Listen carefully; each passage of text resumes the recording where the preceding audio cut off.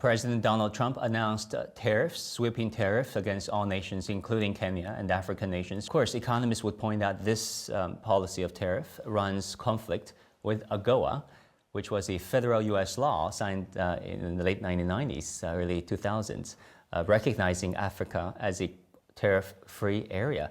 So that makes people naturally wonder, which law rules over which? Is there confusion of any? The whole tariff regime has taken all of us by surprise.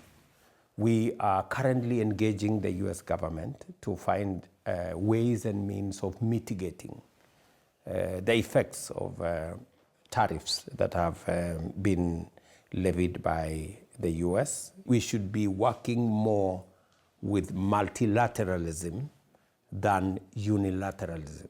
We believe that multilateralism has greater safeguards and provides an even environment for trade for nations across the world. Because as things stand today, globalization of trade is not an option. It is an existential imperative. I do not think any one company anywhere in the world can survive on its own. We need to look at it from that global sense. And that way, it is only multilateralism that will guarantee global trade. And global trade is the fuel for progress and development and commerce and growth.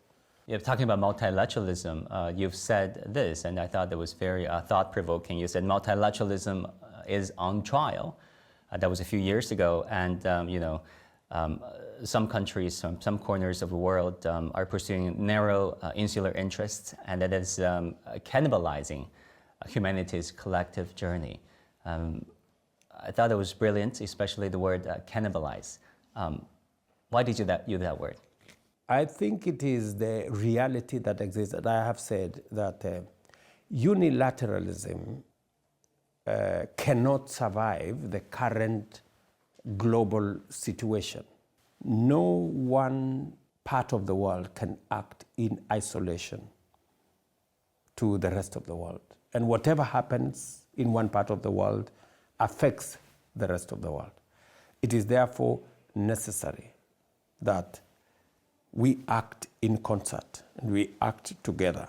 And despite the fact that the multilateralism is being tested, I believe that it is the solid foundation upon which nations can engage.